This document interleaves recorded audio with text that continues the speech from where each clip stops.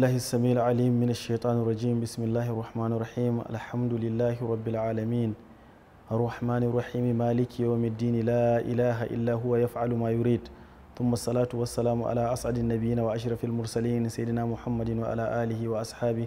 ومن اقتفى أثرهم واستنى بسنته إلى يوم الدين بايك ومسلمي gamu a cikin wannan shiri namu mai albarka na ga shawara daga wannan gidan TV mai albarka na Africa TV3. Yau ma kamar kullum insha Allahu za mu ci gaba da ba da shawarwari zuwa ga wato ainihin nau'uka na mutane daban-daban a cikin wannan rayuwa tamu ta duniya domin Allah tabaraka wa ta'ala ya mana muwafaka mu gyara lahirar mu. Idan yan uwa ba su manta ba a cikin shirin da ya gabata mun yi bayani akan shawara da kuma yadda ya kamata a neme ta. To lallai yan uwa yau kuma ga shawara ga yan uwa musulmi ga baki daya. Wannan shawara tana kunshe cikin wato ainihin wasiya da manzon Allah sallallahu alaihi wa sallam ya bari cikin al'ummansa na yan uwa musulmi a hada wato ainihin kai ya zamanto cewa babu sabani a tsakanin musulmai ga baki daya. Lallai alaka ta addinin musulunci tsakanin musulmi da musulmi alaka ce ta Allah tabaraka wa ta'ala.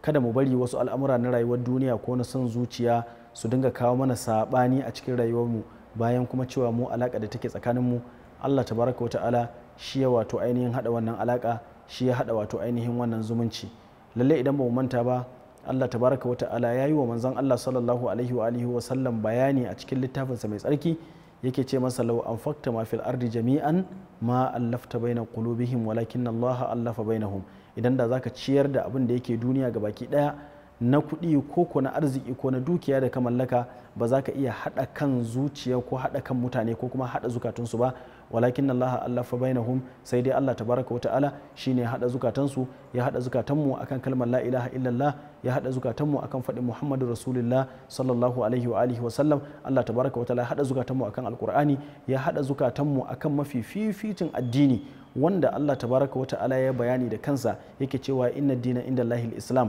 lalle addini a gurin Allah shine musulunci. A wani guri ma aka ce wa man yabtaji ghairal islami dinan falan yuqbala minhu, duk wanda ya riki wani addini wanda ba musulunci ba to ba za a karba a wajensa ba. To ya yan uwa musulmi muna da buƙatar mu kawar da dukkan wasu sabani da suke tsakanin mu kawar da dukkan wasu abubuwa waɗanda suke kawowa gille, mu zauna akan hasken alqur'ani da hasken sunnar annabi Muhammad sallallahu alaihi wa sallam kamar yadda sahabbai suka rayu. Sahabbai an samu sabani a tsakaninsu amma wannan sabanin bai yi tasiri ya kai su ga rarrabuwan kai irin yadda al'umma take a yau ba. Zaka ga cewa al'umma malam wannan ya saba yayi gabar, wannan yayi yamma, wannan yayi kudu, wannan yayi arewa, kai ka dauka cewa ba manzo ɗaya muke bi ba, ba littafi ɗaya muke bi ba, ba kuma wato ainihin kalmar la ilaha illallah ne ta hada mu ba. Lallai duk mutumin da Allah tabaraka wa ta'ala ya bashi wannan daraja ya fada cikin al'ummar annabi Muhammad sallallahu alaihi wa sallam, za mu ga cewa lallai Allah tabaraka wa ta'ala ya gaya mana cewa haduwan kan wannan al'umman ni'ima ce babba, tunda Allah tabaraka wa ta'ala ya bamu labari dangane da abin da ya shafi Aus da Khazraj a cikin wato ainihin mutanen da suka rayu a garin Madina wanda manzon Allah sallallahu alaihi wa sallam bayan ya hijira ya je ya riske su. Allah tabaraka wa ta'ala ya bayyana mana cewa wannan sabani da yakan juna da suke yi ashe tashin hankali ne, ashe azaba ne. Allah tabaraka wa ta'ala ya ce wa kuntum ala shafa hufratin minan nari fa anqadhakum minha, da kun kasance kuna fafakin wuta saura kaɗan ku fada saboda sabani, saboda sabon Allah da kuke a cikin sabani da kuke yi, fa anqadhakum minha. Allah tabaraka wa ta'ala ya zo ya cece ku, ya wato ainihin hada kawunan ku, ya daura ku akan tafarki na addinin musulunci. Dan haka ya uwa musulmi ba ka da wani zaɓin ka ɗaya ka zamanto ɗaya tare da 'yan uwanka musulmai. Manzan Allah sallallahu alaihi wa sallam ya ba mu misali, ya ce misalin mumini da mumini fa, ya ce ka misalin jasadil wahid, kamar misalin gangan jiki ɗaya ne,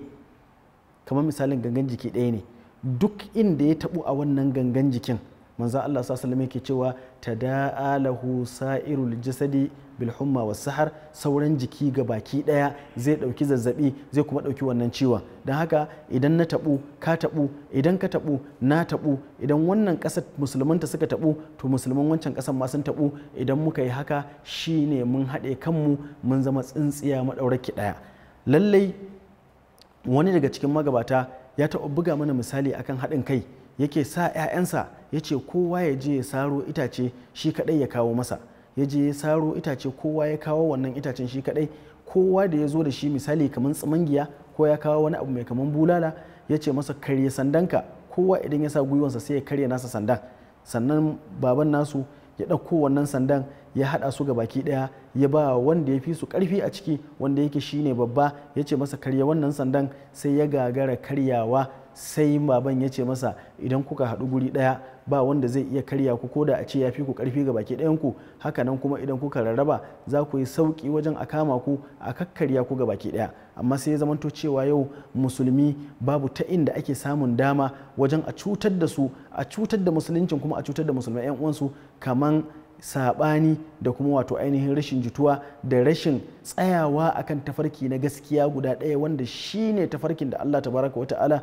ya saukar da shi, shine tafarkin da manzon Allah sallallahu alaihi wa alihi wasallam ya zo da shi. Allah tabaraka wata'ala cikin littafinsa ya bayyana mana irin wannan tafarkin, yace wa anna hadha sirati mustaqiman fattabi'uhu, yace wannan shine tafarki na madaddaici wanda yace ku yi biyayya ku bi shi, wala tattabi'us subula fatafarraqa bikum an sabili, kada ku bi ƙananan hanyoyi su kautar da ku daga kan tafarkin Allah madaidaici. Duk saɓanin da za ka yi da mutum ka yi saɓani da shi don ya sauka daga kan tafarkin Allah tabaraka wa ta'ala, don ya bar sunnar manzon Allah sallallahu alaihi wa sallam, kuma shi ma saɓanin da za a yi da shi ba saɓani ne na a rabu da shi ba, saɓani ne na a ganar da shi gaskiya ya bi. Allah tabaraka wa ta'ala ya turo manzon Allah sallallahu alaihi wa sallam ne dan ya zamanto mai tausayin mutane, mai haɗa kan mutane guri guda. Manzon Allah sallallahu alaihi wa sallam baya barin wani abu na saɓani ya yi nisa a cikin sahabbansa face sai an zauna an ɗinke wannan mas'ala don kar ya zanto cewa akwai rarrabuwan kai. Kuma dan haka Allah tabaraka wa ta'ala ya hana mu wannan, yace wala takunu minal mushrikin minal ladina farraqu dinahum wa kanu shi'a kullu hizbin bima ladayhim farihun. Kada ku zamanto cikin misali kamar mushrikai, su ne waɗanda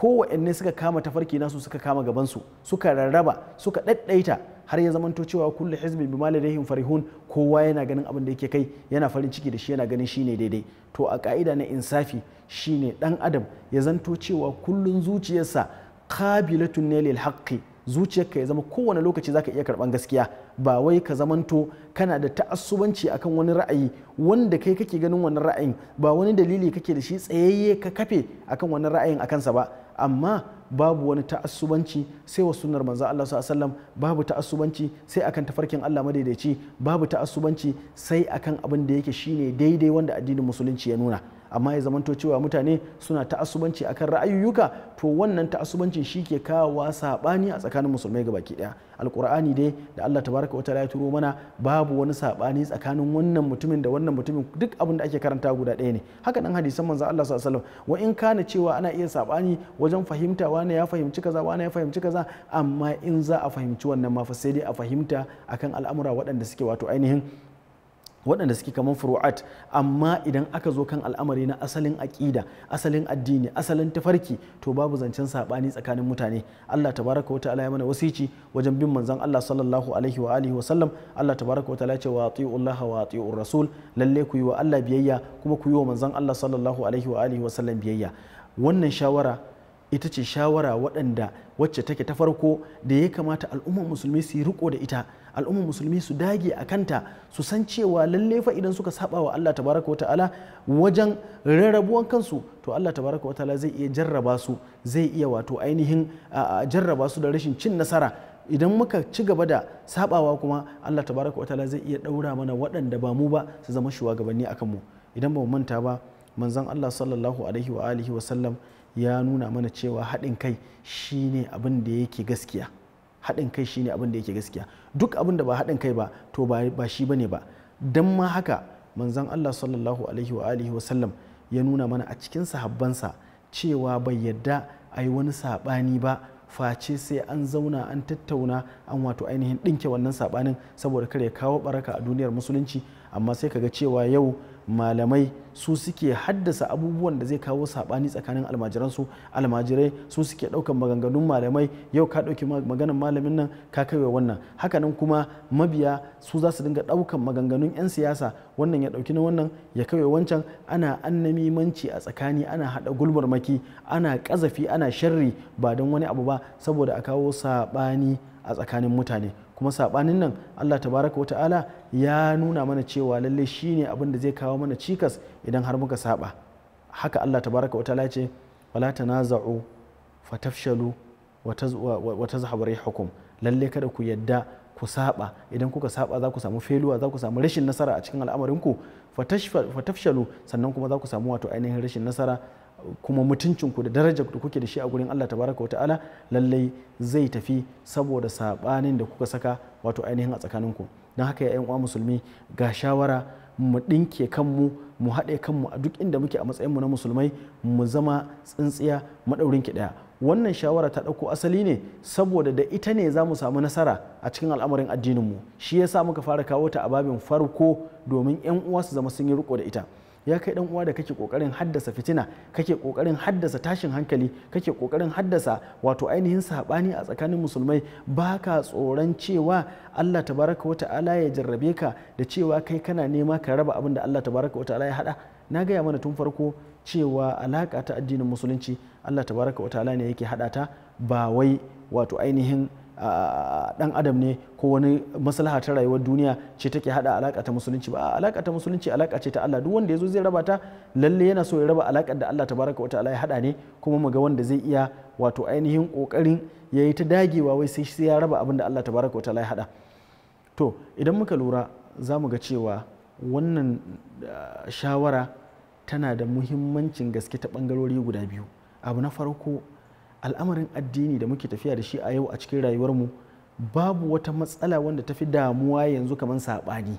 Yau wannan ya kama gabansa ya yi haka, wannan ma ya kama gabansa ya yi haka. Ba za mu dawo kan ainihin abin da manzon Allah sallallahu alaihi wasallam ya karantar da mu ba. Manzon Allah sallallahu alaihi wasallam ya gaya mana cewa innahu man ya'ish minkum fasayara ikhtilafan kathira. Duk mutumin da ya rayu rayuwa mai tsayi a cikin ku, to lallai zai ga saɓani mai yawa. Wannan ya zo ya ce shi ne addinin gaskiya, wannan ma ya zo ya ce shi ne addinin gaskiya, amma tare da wannan manzon Allah sallallahu alaihi wasallam bai tafi ya bar mu ba, har sai da ya bayyana mana wata mafita guda ɗaya. Yake cewa alaikum bis sunnati wa sunnatul khulafa'ir rashidin al mahdiyyin min ba'di addu alaiha bin nawajiz wa iyyakum wal muhdathatul umur. Manzon Allah ya ce ku yi riko da sunnata, kuma ku yi riko da sunnata da kuma sunnul khulafa'ur rashidin, sune wato ainihin waɗanda suke khalifofi guda hudu bayan annabi Muhammad sallallahu alaihi wa sallam, shiryayyu masu shiryarwa. Kuma sannan manzo Allah ya ce wa iyyakum wal muhdathatul umur, kullunku kada ku dinga wato ainihin haddasa sabbin al'amura a cikin addinin musulunci. Don haka addinin musulunci yana nan.